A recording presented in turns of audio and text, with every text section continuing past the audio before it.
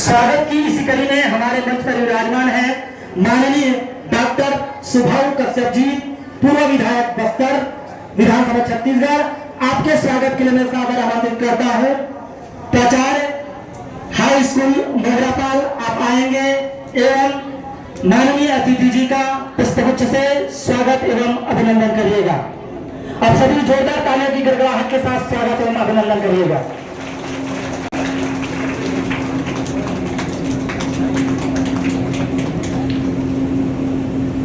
जी का पुष्पगुच्छ से स्वागत एवं अभिनंदन करेंगे। विराजमान है माननीय राजभवन भारती जी, जनपद सदस्य जनपद पंचायत बकावन। आपके स्वागत के लिए मैं सादर आमंत्रित करता हूं टुकेश्वर वर्मा जी, CSC आप आएंगे और माननीय अतिथि का पुष्पगुच्छ से स्वागत एवं अभिनंदन करिएगा। आप सभी ताली बजाकर सदस्य जनपद पंचायत बकावन, आपके स्वागत के लिए मैं सादर आमंत्रित करता हूं श्री तुलेश पांडे जी, CSC है।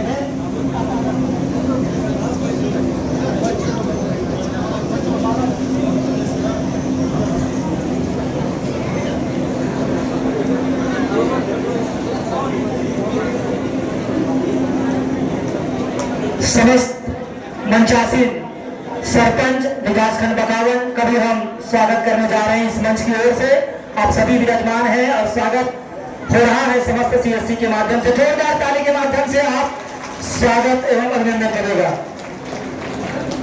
और स्वागत करने जा रहे हैं हम माननीय श्री नारायण विसाई जी, वरिष्ठ भारतीय जनता पार्टी सदस्य। आपका भी हम स्वागत एवं अभिनंदन करते हैं।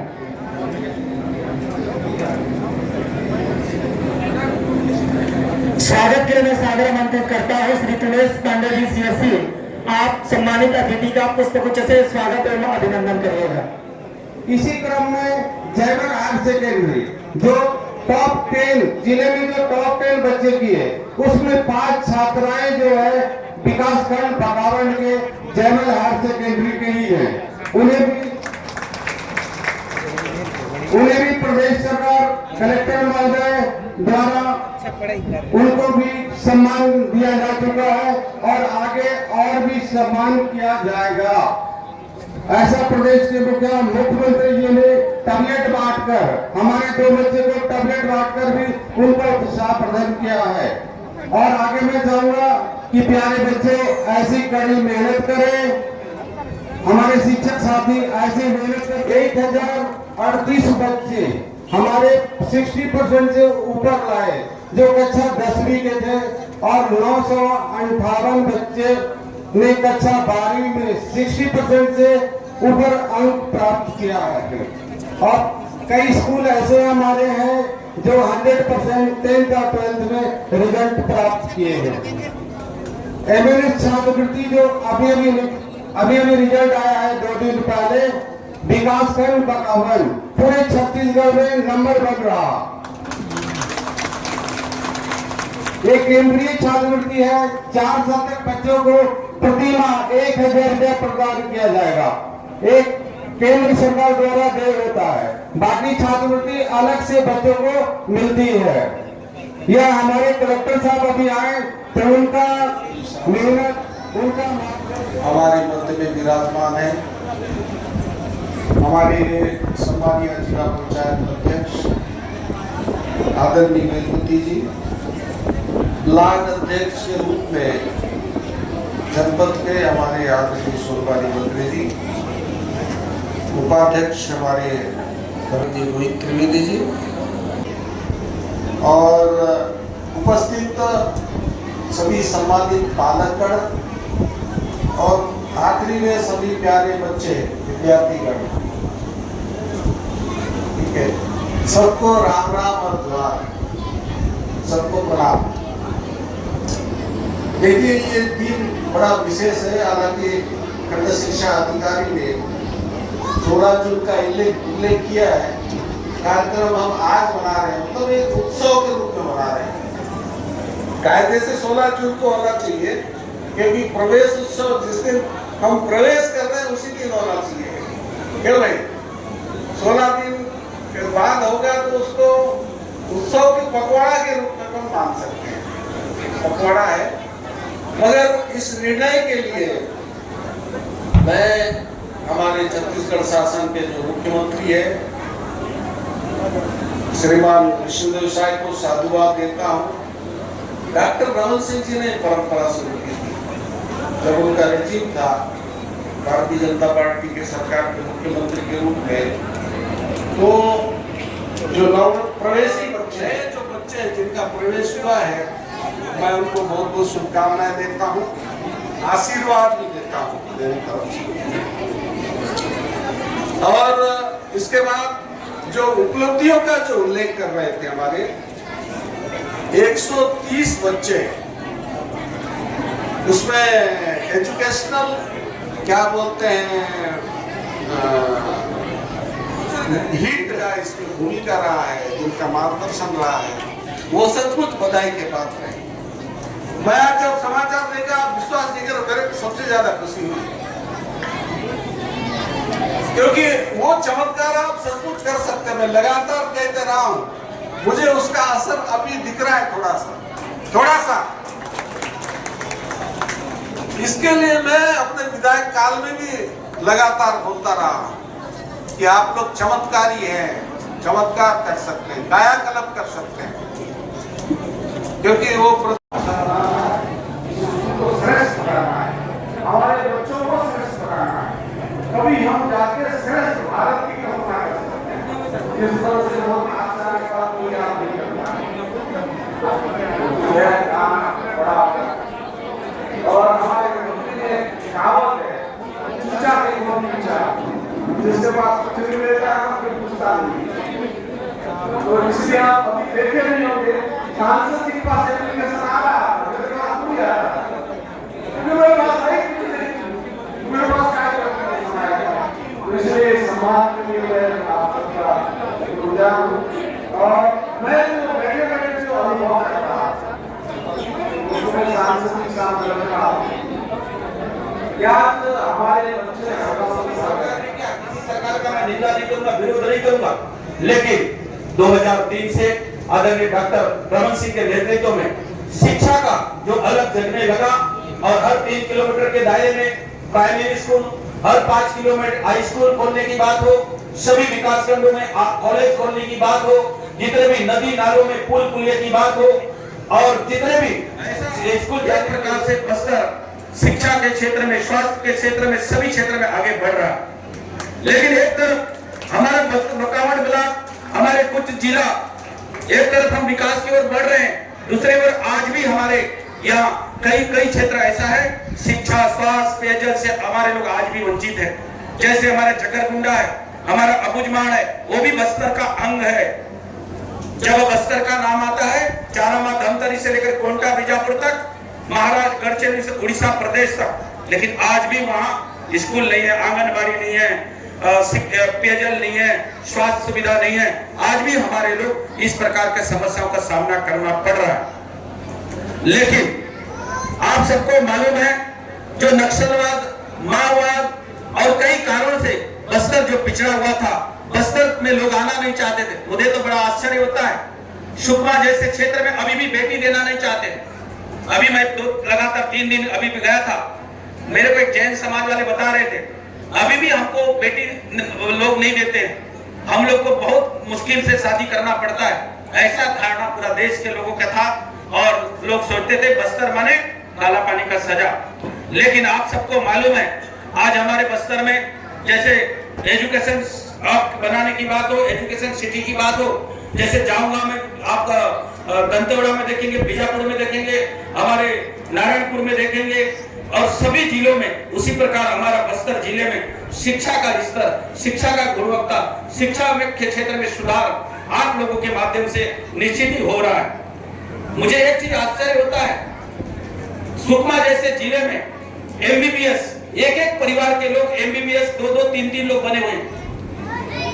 नेरो सर्जन, बस्तर का पहला नेरो सर्जन डॉक्टर हमारा सुकमा से एक नेरो सर्जन बना है।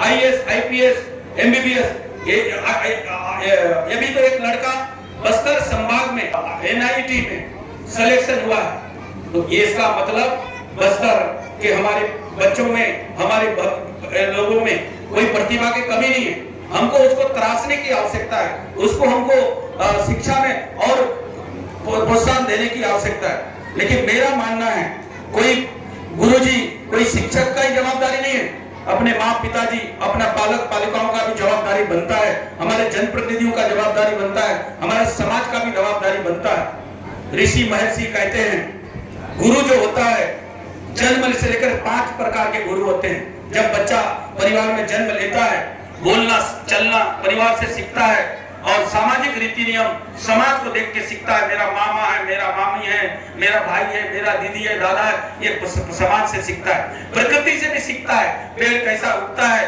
फल कैसा आता है, फूल कैसा आता है, पत्ता कैसे झड़ता है, ये प्रकृति से भी सीखता है। उसके बाद गुरु जो है अक्षर का ज्ञान के साथ साथ अच्छा संस्कार भी डालता है और ज्ञान का रास्ता देता है, और वही व्यक्ति आगे अच्छा महान व्यक्ति बन सकता है। और आप सबको मालूम है हमारे पुराणों शास्त्र में भी लिखा हुआ है, गुरुर् ब्रह्मा गुरुर् विष्णु गुरुर् साक्षात परब्रह्म तस्मै श्री गुरुवे नमः। गुरु ब्रह्मा यानी गुरु विष्णु, उनसे भी बड़ा गुरु को महत्व दिया गया है। कबीरदास जी ने तो कहा है, गुरु गोविंद दो करे काके लागू पाए, बलियारी गुरु आपने गोविंद दियो बताए। जब गुरु और भगवान खड़े हो जाते हैं, शिष्य को संकट आ जाता है कि किसको प्रणाम करना चाहिए, गुरु को या भगवान को। तो दोनों दुविधा में फंस जाते हैं, तो एक दूसरे को पूछते हैं कि किसको प्रणाम करना चाहिए। तो आखिरकार बाद में भगवान को बोलना पड़ता है, जवाब देना पड़ता है, गुरु को प्रणाम करो। क्यों? क्योंकि अगर ईश्वर को प्राप्ति करना चाहते हो, भगवान को पाना चाहते हो, गुरु के ज्ञान से ईश्वर के पास पहुंचोगे। इसलिए गुरु का स्थान पहला है, गुरु का प्रणाम करिए, ये भगवान ने कहा है। और ये भी बात सही है, हमारे डॉक्टर साहब बोल रहे थे, जब राम भगवान दशरथ के घर में पैदा हुए, भगवान के रूप में पैदा नहीं हुए, हमारे आपके जैसे मनुष्य के रूप में पैदा हुए, लेकिन गुरु वशिष्ठ के जाके सानिध्य में भगवान राम बन गए। भगवान कृष्ण जेल के काल कोठरी में अंधेरे में देवकी और वासुदेव के बेटा के रूप में देवकी के कोख में जन्म लिए, जेल के कोठरी में, लेकिन गुरु संदीपन के सानिध्य में भगवान कृष्ण बन गए। अर्जुन द्रोणाचार्य गुरु के सानिध्य में सर्वश्रेष्ठ धनुर्धर बन गए, गुरु ही श्रेष्ठ माना गया है। लेकिन गुरु का दायित्व भी, गुरु को अगर इतना बड़ा स्थान है तो गुरु को भी ऐसा दायित्व निभाना पड़ेगा। ऐसा सोच के आपको ये भविष्य को क्या बनाना है आपके ऊपर डिपेंड करता है। एक गीत हमारे एक एकल विद्यालय चलता है, उसमें गाया जाता है, चंदन इस देश की माटी, तपो भूमि अर्ग्राम, और बाला देवी की प्रतिमा, बच्चा बच्चा राम। अरे चंदन इसकी देश की माटी और बाला देवी की प्रतिमा, बच्चा बच्चा राम, वही राम है, वही देवी की प्रतिमा है। उसको गढ़ने संवारने का जवाबदारी आपके ऊपर डिपेंड करता है। क्योंकि माँ बाप जब जन्म देते हैं और 5 साल की उम्र में अब स्कूल दाखिला करते हैं, स्कूल में आपका प्रवेश कराते हैं, और 5 से लेकर 25-30 साल तक, आज का तो पढ़ाई 40-50 साल तक पढ़ाई करते हैं, लेकिन मुख्यतः 25-30 साल तक पढ़ लिख कर एक अच्छा आदमी बन सकता है। और 5 साल में इसलिए हम एडमिशन कराते हैं कि वो समझदार होता है। लेकिन ये भी बात सत्य है, वो 5 साल से 25 साल के बीच में अच्छा शिक्षा के साथ साथ संस्कार, अच्छा दिशा, अच्छा लक्ष्य निर्धारित करके उसको हम अच्छा रास्ता पकड़ाएंगे, वो व्यक्ति महान बन सकता है। जैसे भगत सिंह, राजगुरु, सुखदेव, भगवान बिरसा मुंडा का नाम सुनते हैं, उनका उम्र भी हम जानते हैं, ये 25-30 साल में ऐसे ऐसे बड़े बड़े कारनामा किए और भगवान महापुरुष के नाम से जाने जाते हैं। लेकिन यही उम्र में अगर व्यक्ति गलत रास्ता पकड़ लेता है, गलत दिशा पकड़ लेता है, तो वही व्यक्ति अजमल कसाब जैसा आतंकवादी भी बन जाता है, इड़मा जैसा नक्सलवादी भी बन जाता है। तो तय कर ये दिशा देने का काम हमको करना है, आपको करना है। कुछ लोग ये भी दावा करते हैं उनको स्कूल भी चाहिए, आंगनबाड़ी भी चाहिए, लेकिन रोड नहीं बनना चाहिए। रोड नहीं बनेगा तो स्कूल कैसे बनेगा भाई?